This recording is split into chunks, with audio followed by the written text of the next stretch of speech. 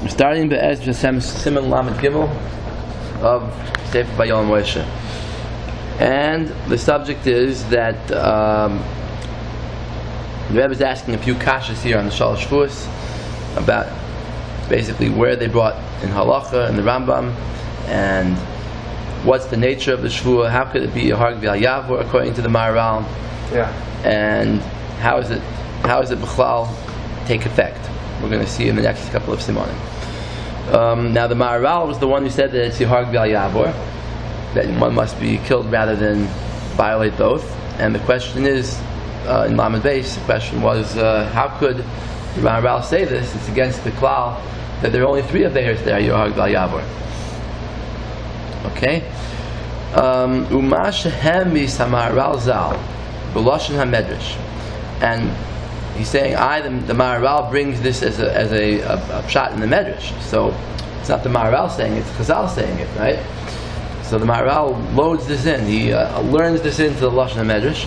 The Medrash says that Hashem made the Yidden swear in a generation of Shmad, generation of giving your life for the Torah.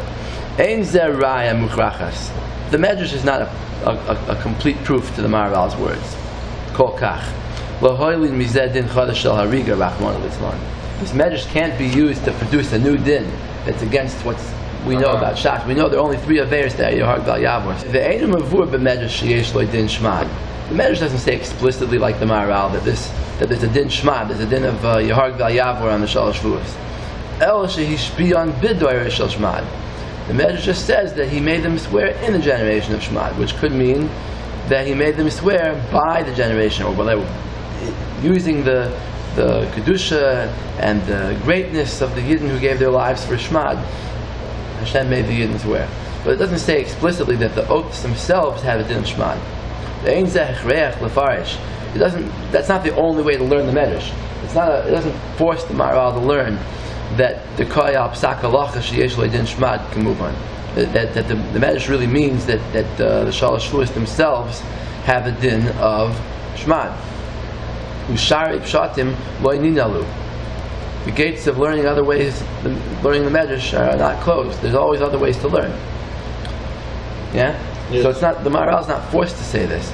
And then he says, Gam afilu ilu hayam mevur kain b'Medrash Rabbah. Even if the Medrash would say it explicitly, it's still unbelievable that we can, use this and just negate a plain halacha that we know in Shas, that there are only three aveiros there, harg v'al yavor.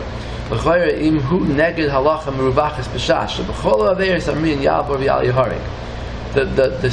halacha in all of Shas that we know is that they're all aveiros. Besides those three, we say yavor v'al yavor. Rather do the aveir if you're under duress and not get killed. Chutz me ois and agimel, except for those three. Maybe Maamar zal b'chibura listam davra temur kol kach neged halacha shebeshas poiskim. The Maamar would not just write something, even if it's a beferish medrash. He wouldn't write it without qualifying it. He wouldn't say, there's a halacha that you have to give your life for the Shalosh Shevuos, and just stop there. He would say, by the way, this is against the Gemara. Especially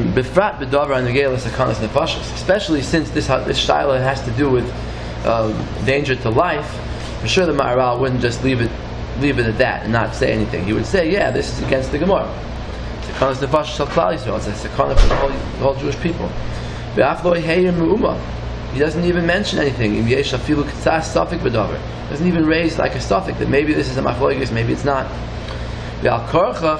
You must say that given the mifshet pshita le'oisa halacha me'ezet tam shehu, that the Maamar must have known that this is the halacha from some other source. It can't be that this is the only source for it, because, as we said, it's like you can't just take a medrash that's against the whole Shas and just say it without any qualifiers, right? So it must be the Maamar knew from some other reason that this is the halacha.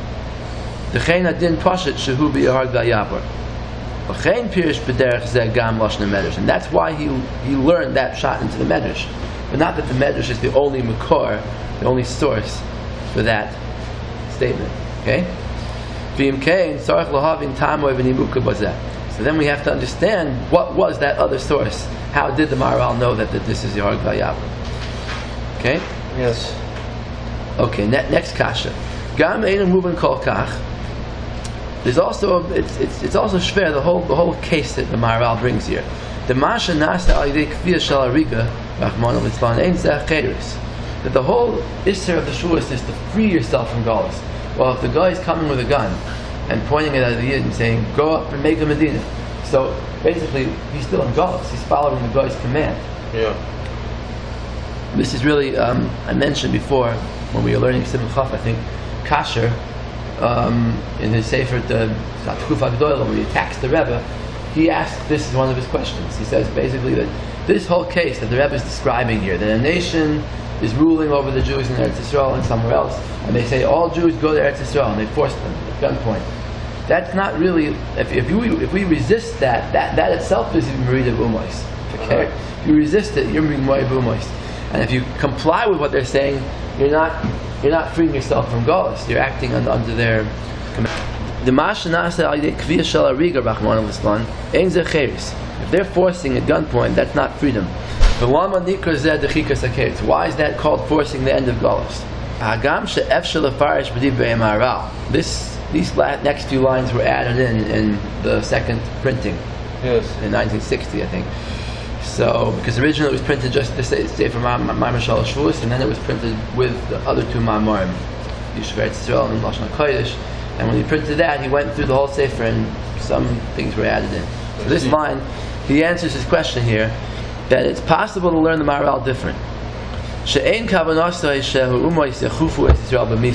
doesn't mean that they're going to force us at gunpoint, with torture, and force them to go out of Galus, and force them to make a state. It's very hard to why would anybody force you to freedom? Nobody does this. Nobody tells an exiled country, build a nation. Who does that? Right. You gotta be crazy to think this way. Right. That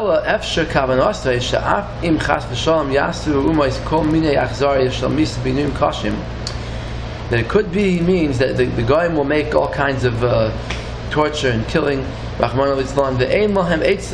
now the Yidden have no other eitzah, no other idea, no other way to get out of it, except to make a rebellion and leave Galus and Velasas Lahem Melucha and make themselves their own country.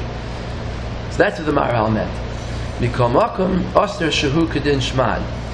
It's still Oster to do it because it's like Shmad. She'Oster Li Yishtam Beid Rachmana Litzlan Afkedei Li Natzal Mimisa. Cholinuyim Kashim Morim Rachmana Litzlan. Even to save yourself from death or from torture, you're not allowed to go and convert to another religion. So he's saying basically, even if the guy's not pointing the gun and say bow to the idol, the guy's saying pointing the gun, Stam. He's saying wants to kill Stam everybody, and the Yid has an idea, he'll go and shmadzich, he'll go and serve the Torah, he'll know he'll be saved. Okay, even according to this pshat in the Maharal, you still have to say that the Maharal is still saying Yarg Val Yavor. Yeah, it doesn't change, just changes the case to make it more reasonable. You have to know, how did the Maharal get this halacha? Yes. Gam tzarech lahav. Next question.